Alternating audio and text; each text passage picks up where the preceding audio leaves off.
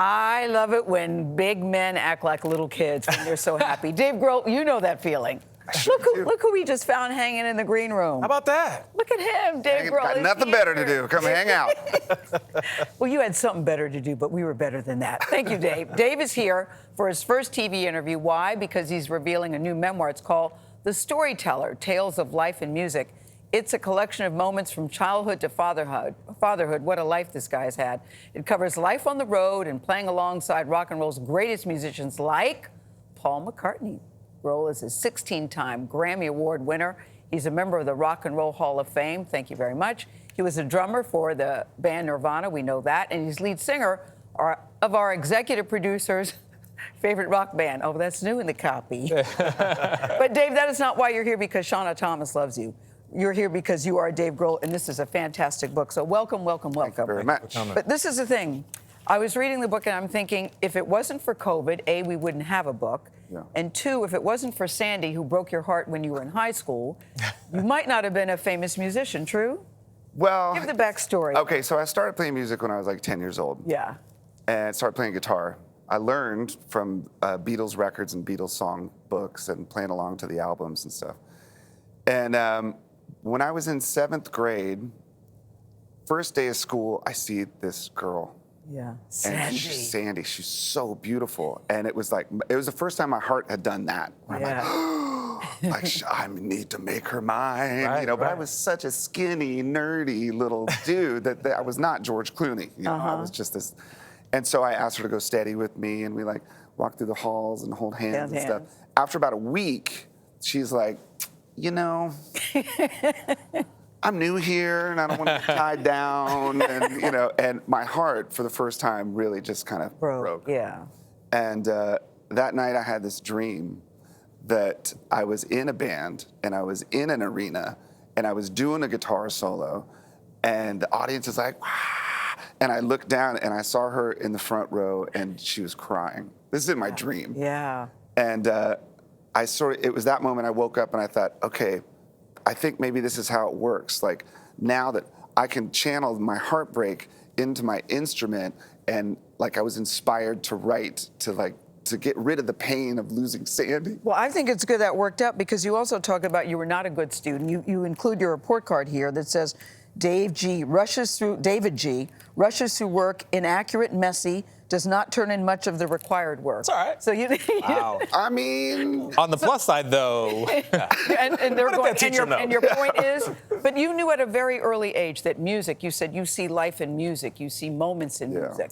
And this book is certainly an example of that. Well, my mother, she was a public school teacher for 35 years, and she was really supportive of me as a musician. I think she understood that this was my passion. This is the one thing I was putting all my energy into, even as my grades were slipping.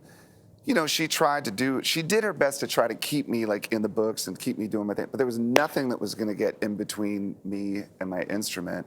And she forever supported and was very facilitated. And Dad, not so much. Well, my dad was a conservative Republican speechwriter and journalist, and he was also a classically trained musician. So he was a flautist. And so I think we had two different ideas of what music was and how to do it.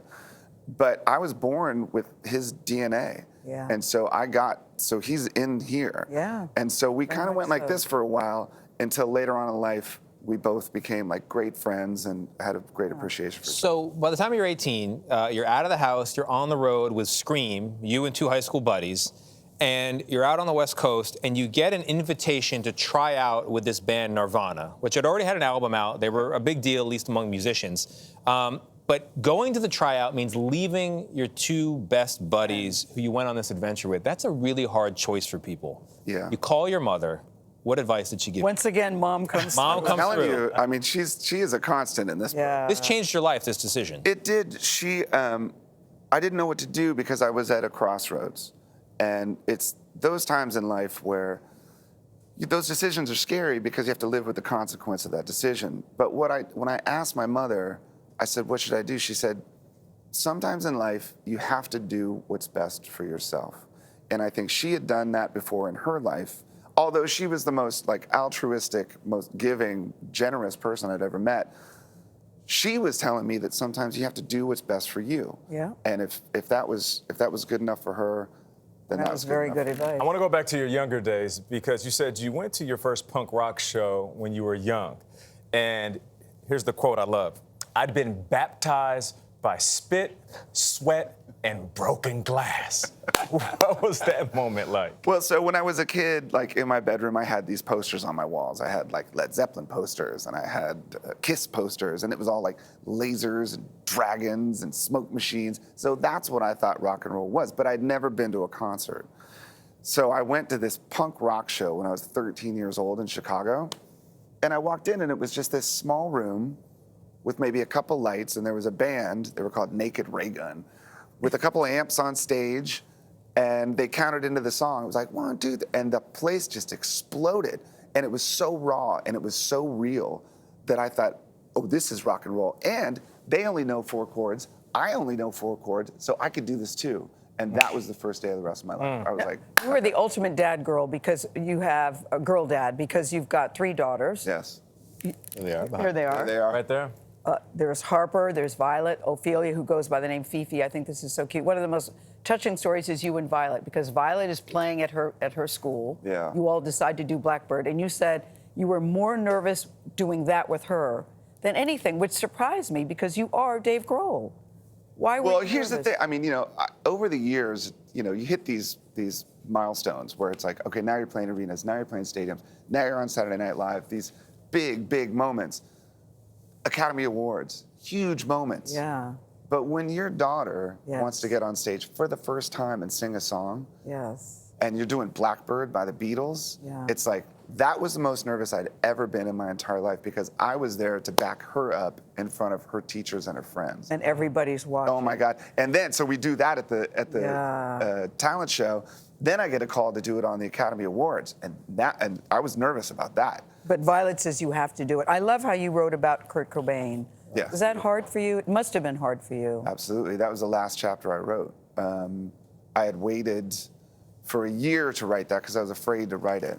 Yeah. And yeah, I mean, over the years, I've lost more than a few people that I've loved and been close to. It's hard to put that into words, rather than just kind of write about what happened. It's like I wrote about the emotional process of dealing with loss and mourning and how it's a lifetime of healing. Yeah, and the connection that you made. But you tell a great story. I know we're going, John, but you tell a great story where you said you were trying to decide what to do after his death. You go to Ireland. You're in a remote area. A guy is hitchhiking, guys, and he's wearing a He's wearing a Kurt Cobain Kurt t-shirt. Cobain T-shirt. And I was You about had to a lot pick of him up, stories. and I looked at him, and a I lot just of thought, stories like that. you know what? I got to get home and start over. Yeah. The book is Dave, full of incredible stories. You're a storyteller. Something tells me there's going to be a part 2. Just throwing it out there. Every day is a story to me. Yeah, do with that what you will, Dave Grohl. Well said. The Storyteller, Tales of Life and Music comes out tomorrow, wherever you like to buy your books.